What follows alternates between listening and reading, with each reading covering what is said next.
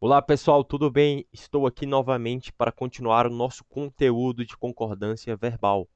Então paramos exatamente aqui, sujeito composto por pessoas diferentes, ou seja, são dois sujeitos dentro da mesma oração. Então, neste caso, se houver a primeira pessoa, o verbo vai para a primeira pessoa do plural. Então ele vai permanecer na primeira pessoa do plural. Se houver segunda e terceira pessoa apenas, é preferível que o verbo fique na segunda pessoa do plural, vós, mas ele também pode ser aceito na terceira pessoa do plural, como se fosse vocês. Isso aqui é facultativo. Isso vai depender da intencionalidade discursiva que vimos na aula anterior. Isso vai depender do contexto. Então vamos ver aqui com a primeira pessoa do plural. O verbo fica na primeira pessoa do plural. Eu, tu e ele chegamos. Aqui estamos usando pronomes, mas isso pode ser usado com qualquer tipo de sujeito. O importante é que o verbo fique na primeira pessoa do plural, certo? E lembrando que isso só acontece com sujeito composto. Agora, com segunda e terceira pessoa, o verbo pode ficar na segunda pessoa do plural. Isso eu posso dizer que na segunda pessoa ele fica mais formal. E na terceira pessoa do plural ele fica mais informal. Então, tu e ele chegastes, né? Segunda pessoa do plural. Tu e ele chegaram. Fica mais simples. Tu e ele chegaram, terceira pessoa do plural, chegaram. Então, basicamente é isso. Temos essas três opções e isso vai depender da intencionalidade. Então, agora vamos ver alguns casos especiais que merecem destaque aqui dentro do nosso conteúdo. Então, o primeiro é o núcleo coletivo seguido de especificação. O verbo pode concordar com o núcleo coletivo ou com a especificação. Ele vai concordar com o núcleo coletivo ou com a especificação, com um dos dois. Isso vai ser chamado de concordância facultativa, porque é opcional. Novamente, vai depender da intencionalidade discursiva. Então, com o núcleo coletivo, a gente vai ter aqui um grupo de estudantes se aproximou. Aproximou concordou com o grupo, então ficou no singular, porque é uma palavra no singular. A maioria dos alunos passará. O verbo passará concordou com maioria, que está no singular, então ficou no singular. Está correto essa primeira parte com o núcleo coletivo. A segunda parte com a especificação, um grupo de estudantes, estudantes plural, né? Então, o verbo aproximar ficou no plural. Um grupo de estudantes se aproximou, porque ele concordou com a especificação e não com o núcleo coletivo. A maioria dos alunos passarão. Alunos, que é especificação, né? De maioria, está no plural, então o verbo ficará no plural, concordando com a especificação. Os dois aqui estão corretos, certo? Mas é facultativo e isso vai depender da intencionalidade discursiva, como eu disse. E identificar qual deverá ser usado vai depender do contexto. Se for uma redação, na redação você tem que usar mais termos cultos, né?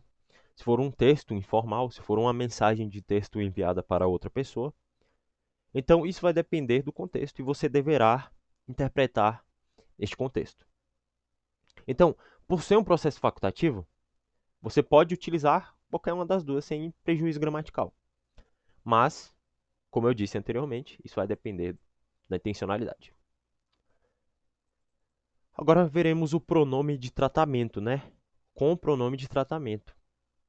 O sujeito pode ser um nome de tratamento e o verbo fica na terceira pessoa, quando o sujeito é um nome de tratamento. Temos exemplo aqui. Sua Excelência aceita.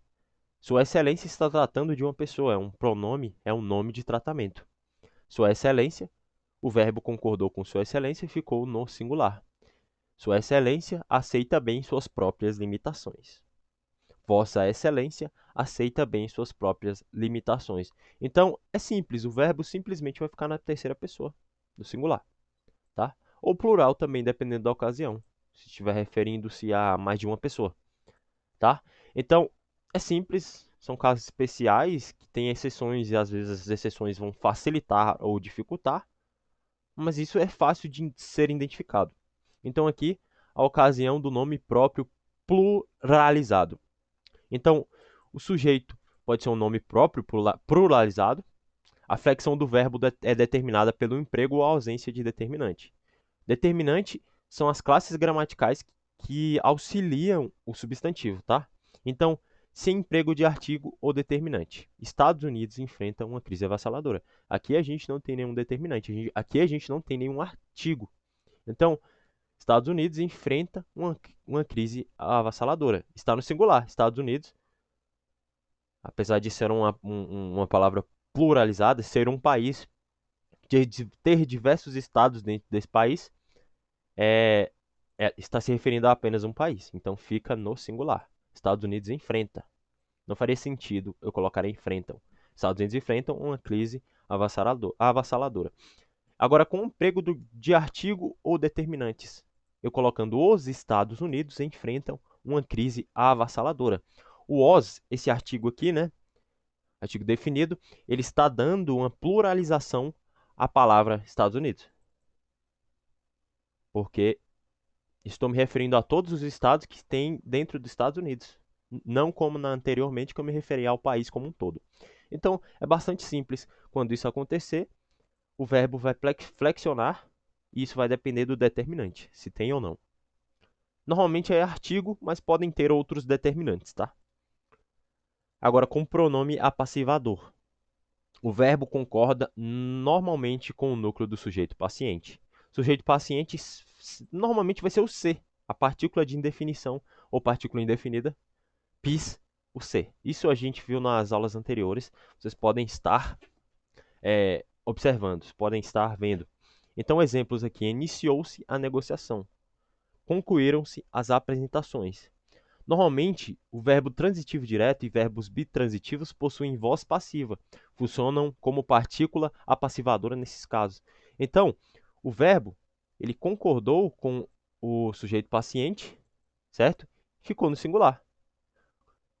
Ou concordou com o sujeito paciente aqui, que está no plural, ficou no plural. É simples. É apenas um adendo aqui dentro desse nosso conteúdo, certo? Então agora vamos ver com a concordância do verbo haver. É muito parecido com as outras ocasiões que vimos anteriormente. O haver, no sentido de existir, ocorrer ou acontecer, não admite pluralização. Ele sempre ficará no singular quando ele estiver nestes sentidos aqui, certo? Então vamos a exemplos. No livro havia. Havia está no sentido de existir. No livro havia várias ilustrações e não haviam, havia o correto, porque não admite pluralização. Então, durante o comício, houve protestos e não houveram protestos. Por quê? Exatamente, não admite pluralização.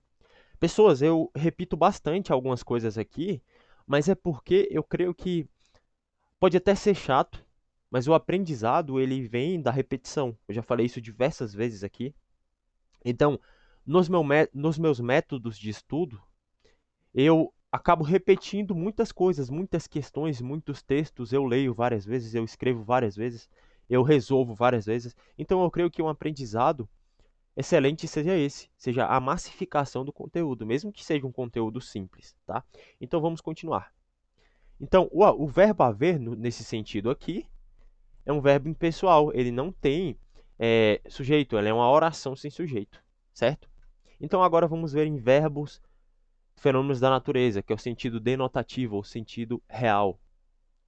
Quando os verbos representam fenômenos da natureza, eles são impessoais, ou seja, eles não possuem sujeito. Quando estão no sentido denotativo, concordam na terceira pessoa do singular de qualquer tempo ou modo. Então, eles sempre vão concordar na terceira pessoa do singular de qualquer tempo ou modo, presente, passado, futuro. E no sentido figurado, possuem o sujeito no qual devem concordar. Então, no sentido denotativo, que é o sentido real, ele vai concordar na terceira pessoa de qualquer tempo ou modo. Já no figurado, ele vai concordar normalmente, certo? Não tem nenhuma regra específica. Então, no sentido denotativo, ele concorda na terceira pessoa do singular. Então, choverá muitos dias seguidos. Então, simples, choverá muitos dias seguidos. Ficou na terceira pessoa do singular. Agora, no sentido figurado, ele vai concordar com o núcleo do sujeito. Choverão muitos exercícios. Ficou no plural porque o sujeito está no plural. Algumas suposições ventavam na atmosfera sombria do ambiente.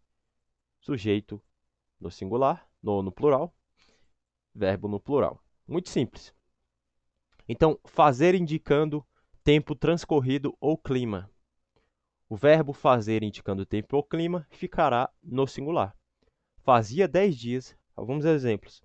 Fazia 10 dias que eu não te via. E não faziam. É fazia, porque ele fica no singular. Fará 10 dias de calor. E não farão. Ficará obrigatoriamente no singular. Muito simples. Agora, vamos para a concordância com locuções verbais. A locução verbal é constituída de um verbo principal mais um verbo auxiliar. Quem manda é o verbo principal e o verbo auxiliar obedece. Então, primeiro a gente tem um verbo auxiliar, que estará conjugado. Teremos uma preposição facultativa, ou seja, ela fica lá, se você quiser colocar, mas fará mais sentido, ela complementará a locução. E o verbo principal, que estará na forma normal, tá? Então, o verbo auxiliar fica no singular quando o verbo principal é impessoal. Quando não tiver sujeito, quando a oração não tiver sujeito, o verbo auxiliar vai ficar no singular. Então, vamos lá. Quando o verbo principal for impessoal, a gente vai fazer da seguinte forma: deve haver dúvidas. Ele vai ficar sempre no singular, quando for impessoal. Vai haver perdas. Há de haver esperanças. Mesmo que o sujeito esteja no plural, o verbo vai ficar no singular. Agora, quando o verbo principal for pessoal, ou seja, ele tiver sujeito, ele vai ficar no plural. Devem haver dúvidas. Vão haver perdas. Hão de ocorrer esperanças. Simples. Então, o verbo haver tem a função de auxiliar e deve concordar com o sujeito. Haviam ocorrido problemas. Haviam ocorrido problemas. Eles haviam feito coisas inexplicáveis. Nesse caso, quando a locução verbal ela tiver um verbo principal pessoal, o verbo haver vai concordar com o sujeito. Se o verbo principal for auxiliar, o auxiliar fica no singular. Mas se o verbo pessoal for pessoal, ele vai concordar. Então, eu tenho um verbo pessoal, eu tenho um verbo principal impessoal, singular. Verbo principal pessoal vai concordar. Então, ele vai passar para o plural. Para o plural, eu tenho uma dificuldade com falar palavras com R. Enfim, então, é simples, é só você decorar isso daqui que você matará essa questão. Agora, veremos verbo precedido de pronomes relativos que e quem. O que e quem são pronomes relativos, tá? Que podem ter função de sujeito, eles podem exercer função de sujeito. O verbo que o sucede concorda de modo diferente para cada um. O que é um pronome relativo e quem, pronome relativo indefinido, porque ele está definindo um sujeito, mas não se sabe quem é esse sujeito. Então, o verbo que procede vai concordar de forma diferente. O verbo que sucede, na verdade. O verbo que estará depois desses pronomes relativos. O que tem função de sujeito, o verbo concorda com o elemento antecedente. Então, o verbo concordará com o que está antes. E quem, função de sujeito, o verbo concorda com o elemento antecedente ou permanece na terceira pessoa do singular. Ou concorda com o elemento antecedente, ou permanece na terceira pessoa do singular. Então, vamos ver isso.